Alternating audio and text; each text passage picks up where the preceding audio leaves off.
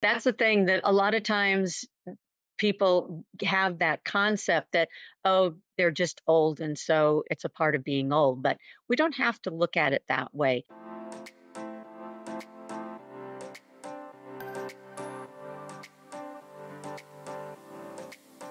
Welcome to the Pet Care Report podcast by Pet Summits. Here's your natural dog healthcare host, Alora McKinley. G'day guys, thanks for joining me on another episode. There is a ton of lectures with pet experts on a range of topics to help pet parents assist their dogs to age gracefully and thrive as they get older. Today's podcast guest, Dr. Ava Frick, founder of the Life Extend Method and host of our Pet Summit Senior Dog Summit. With a 42-year career, she is renowned for integrating veterinary medicine with chiropractic, physiotherapy, nutrition, and microcurrent therapies. Her pioneering work, especially in microcurrent therapy, has significantly enhanced animal health and longevity. Internationally recognized for her research in equine exercise and hair tissue mineral analysis, she is an inductee into the Animal Chiropractic Hall of Fame and a recipient of a Visionary Award. Dr. Frick's journey from farm girl to pioneering veterinarian is chronicled in her biography, Conversations with Animals. Thank you so much for joining me today, Dr. Frick. Well, thank you. And it's lovely to be here and help to share the information that Pet Summits is expanding and delivering to the public. So they're really doing a great job. Yeah, and this is such an important topic because all our dogs age eventually at some stage in their life. So what are some key factors that contribute to extending our dog's lifespan, particularly as they enter those senior years? As we talk about this, when we talk about the older dogs, there's really a transition timeline. So you have the seniors, which depending on the size and the breed of the dog could start maybe around 7 or 8 years and maybe go till they're 10 or 12. And then they would start into what we would consider geriatric. So that is the ones that are really a lot older. I mean, into that age, like a person who would be 80 or 90 versus 60 or 70. And if we look at those in that geriatric timeline, so if it's a Great Dane, that would actually happen around 10 or 11 years. But if it's a Chihuahua, that won't happen until they're more like 13 or 14, something like that, maybe even a little bit later. But on those geriatric ones, now we're into that phase of their life where we're really wanting to try to make them be comfortable. We have to look at that point, like, is there arthritis? They've got problems with mobility and balance. So we're not wanting them to hurt themselves further. We're looking at quality of sleep because a lot of times the pain factors now have accumulated. And so they have trouble sleeping. And we all know if you don't sleep well, the rest of your next day doesn't pan out either. And then with them, we have those chronic conditions that have built up. So whether or not it's the diabetes or the kidney problem or a heart problem, well, we've got the wearing down of their sustenance of those chronic diseases. So at that point in the program, we're really helping to deliver to you, the pet parents out there, ways that you can help ease that pain that's safe, that's not going to throw those kidneys or liver into some other tragic trajectory. We have a lot of different information about like lasers and the microcurrent and massage and all kinds of things that you can do, essential oils to help the quality of their life so that every day's a little bit better. And a lot of times, even in those geriatrics, you can roll them back. I've seen many of them where once you get started with the program, that instead of them being at that 15, 16 decrepit, all of a sudden it's like, hey, this is like when they were 11 or 12, and even a big sized dog. So recently had a Gordon Setter that was 17, and that's like really old for that. I mean, that's like a person being over 100. So now if we look at those that are in that senior category and they're starting to get older, this is the timeline where if you haven't already been looking at preventative, you can definitely start implementing things to help prevent this more of a decrepit aged geriatric dog. So again, a lot of the things that's in the program are going to help. So things about exercise, massage, even starting with them and improving the harness fitting. There are many harnesses that dogs wear that the owners don't realize this is causing problems maybe across the shoulders or where it connects in the back. So that wears on their overall metabolism on the organ side because of the acupuncture points that are being affected. But also, it creates altered posture. And so, this is where then the chiropractic comes in, even acupuncture can help to start preventing them from declining at a faster rate. Exercise programs, different herbs, improving on the diet, and getting that inflammation down. All of those degenerative diseases are inflammatory. So, we talk about that, understanding what creates inflammation and how, with the hair tissue mineral analysis, you can actually find out a number like how bad the inflammation is and then work with the right nutrients to help bring that down. And I'm so glad you mentioned that it's not too late to start, because I think a lot of pet parents may adopt an older dog or acquire an older dog, and may feel that maybe there's no use because they've missed that stage to prevent. But yeah, I like that point that it's never too late to implement some strategies. Yeah, that's the thing that a lot of times people have that concept that, oh, they're just old. And so it's a part of being old. But we don't have to look at it that way. There's always time to make changes and things that you can do, even the toenails, understanding about how to get a toenail trim. All groomers don't trim well. So that's another area where improvements can be made that then help correct their posture, keep ligaments and tendons from getting weak and stretched out, make their back feel better, help them sleep better, they can run and play better, all those kinds of things. And now, as dogs age, we need change significantly. We might need to reassess a range of things, like you mentioned, maybe their diet, their exercise regime. Are there some strategies specifically tailored for senior dogs that can really help improve their quality of life and maybe potentially extend their lifespan? Well, certainly the diet part, you start looking at that a little bit differently. And first thing is, and I'm sure most of the people that are watching these programs have seen a lot of the others, so they know that the extruded kibble creates inflammation, and that's not what you want to be feeding. But certainly, just like with people as you age, a lot of times those raw vegetables and salads, even though you might like them, they don't your stomach doesn't process them well. And it can be the same with the dog. So where you might want to feed them veggies and it worked before, or even a raw diet, even if they're in a fast metabolism state, but you may have to warm it up. There are things that you can do just with changes like that, warming the food, that helps their digestive processes, and then that helps them get more good out of everything. So, from that perspective, that would be one thing. And then also is looking at the home environment and making sure that you don't have slippery floors. A lot of people nowadays have gone into different kinds of laminates, and it's all fancy and it's easy to keep clean because it's not carpet everywhere. But boy, oh boy, those older guys sure have a lot of difficulty slipping and sliding and getting their legs splayed out. So sometimes the house becomes full of runners to make it to where they don't have to worry about where they're going to step and they're not afraid they're going to fall. So things like that in the environment we talk about that you can do to help ease their concern about their day-to-day welfare.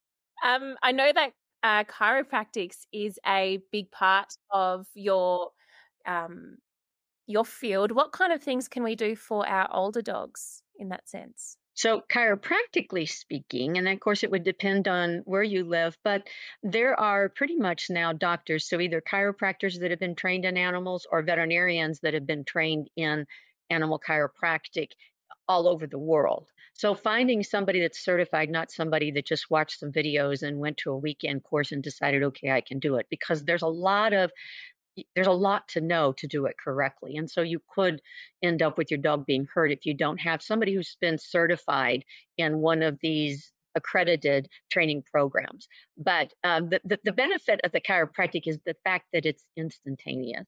It is so cool to be able to work on one, and instantly you can just tell by their eyes and their body and their breathing and their ears. And oh, they turn and they thank you and they look. I mean, like, it is instantaneous. So So starting with that at any age helps keep those joints moving, because if you think about it, the spinal column, all those joints that we're considering, every nerve that goes to every part of the body exits some joint. And as those joints become distorted or maybe arthritic, and sometimes it's just muscle tension, but you got to, you work with it. And so that program is very, very key. And that's all a part of those pain pathways. That's one of the parts of the program that you really learn about pain. Like, why does are you giving this dog a medication and the pain doesn't seem to be going away? Well, there's 4 different areas of the body between where it happens and then the perception of the pain up at the brain level that all have to be addressed. And not everything works at every one of those parts. So, in the program of the senior dogs where I talk about pain, you get a whole breakdown of that cascade of all of those pain pathways and why there's certain compounds and herbs and products and sometimes drugs too, or therapies that work at one of those 4 pain pathways and maybe not the others. So it's very key to having that four four-way program going if you have one that has pain, so that you're addressing all aspects. And are there any advancements in veterinary therapy that are contributing to longer, healthier lives in dogs? Well, certainly the evolution of the whole animal rehab area. So this started back in the 90s, the mid 90s. I was one of the veterinarians, and there was a group of physical therapists that we got together and started looking at how can we expand, work together. These two medical professions work together to actually create a benefit for animals. And that has evolved into a huge program. There are many veterinarians now and physical therapists that are trained in how to help those body components and the biomechanics. And this has been huge. So from that, you have water therapy, the underwater treadmill, you have the balls, the ball therapy. Um, so there's a lot of different exercise and support that has become common now and available in many areas for dogs. So this is very key to helping them move from young or having an injury to rehab, so that when they do become the senior or the geriatric, they're not compromised because of that earlier injury. And rehab really makes a big difference. So I'd say that's one area. And certainly the chiropractic has been another that's improved and improved. And acupuncture is accepted now. And also we look at essential oils. They've become more familiar, and studies have been done with animals. So that's another area where a lot of times with the older ones, there's only so many things you can get into their mouth, whether it's in a treat or in their food. And so being able to diffuse essential oils or put them on their body, that can also be a great benefit and a relief to the pet parent, because they're not having to get something else into them. And are these treatments fairly accessible to pet owners? Oh, certainly they are. People are looking for, well, first off, they know it works in humans. And they've probably, and many times, had it done on themselves. So they're looking for, is it available in animals? And also, a lot of things that are out there that are approved for people were done early on in research on the animals. So this is really just coming full circle, and it's bringing back to the animals what some other animals spent their life proving was going to be okay for humans. So kind of a nice way to come back around and be able to now have it for animals. And certainly, everything is going to have a price tag with it. But if you start these things earlier in life as preventative measures, you're going to save on other veterinary bills. You won't have all the tests. You won't have the disease. You won't have those expensive drugs. And you'll have a healthier, happier pet. And then when it comes to that time, when it gets to that point, which is a part of the senior program too, is talking about when is it time to say goodbye.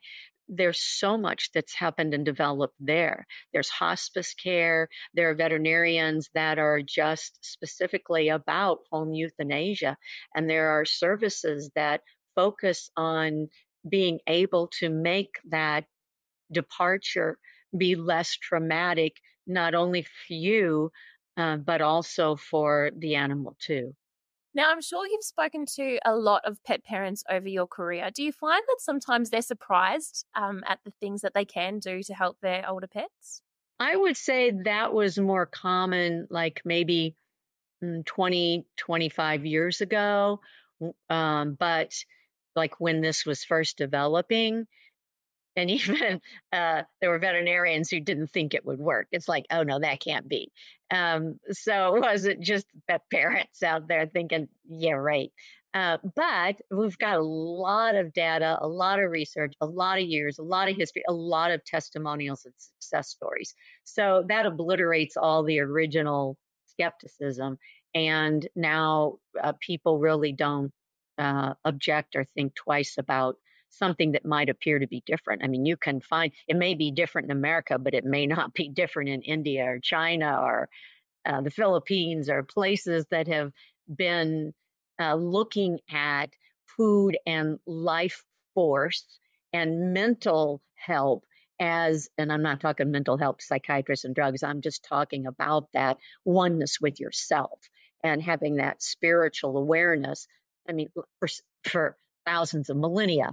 So we we're at a point now where all of this is looked at as like this is what I deserve. It's what my pet deserves. It's a part of really. It's almost a part of a human right. There are 30 human rights, and those are the same rights for animals too, mostly.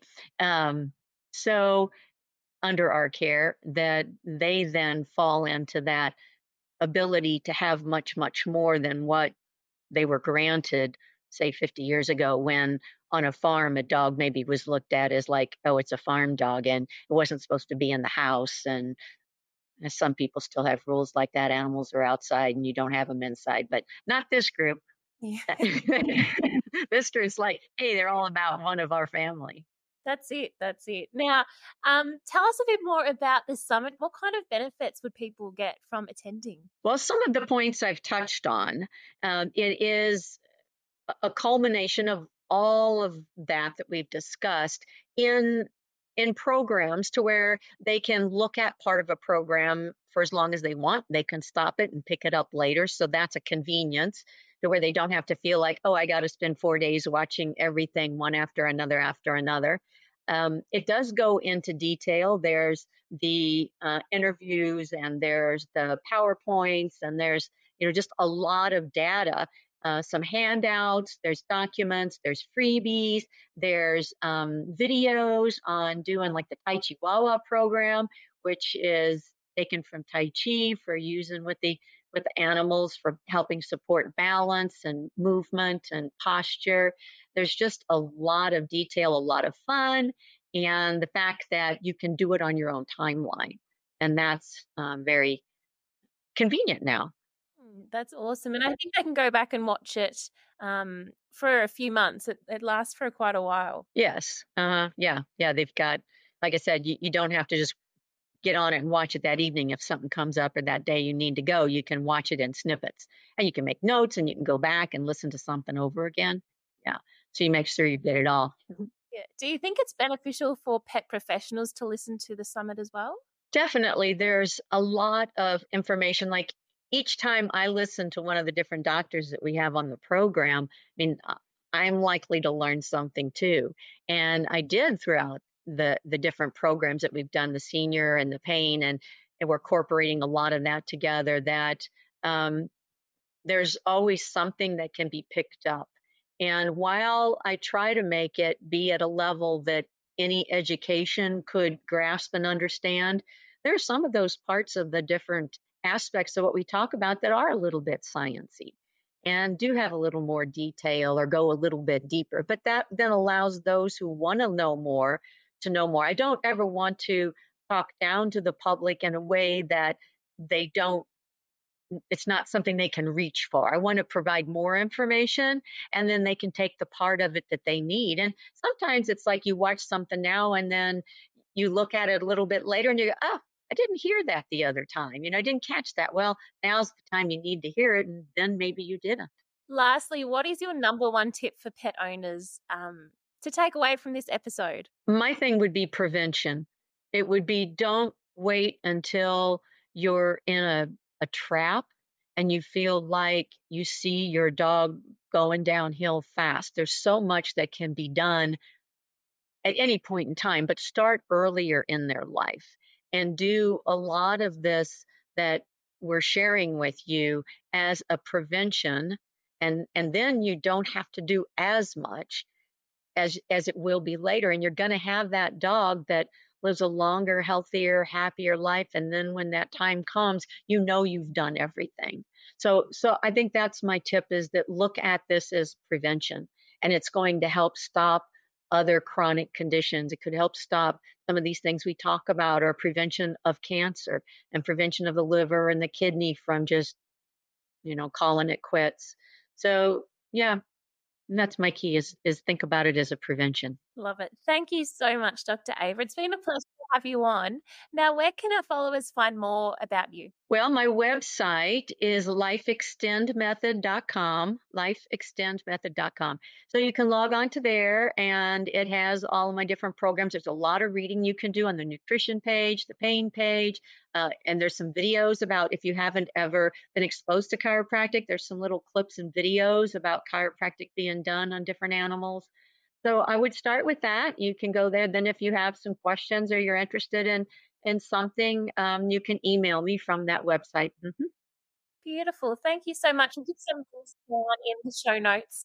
And for our followers, don't forget to sign up for Dr. Frick's live workshops in the link below. And as always, don't forget to subscribe so you don't miss any great episodes.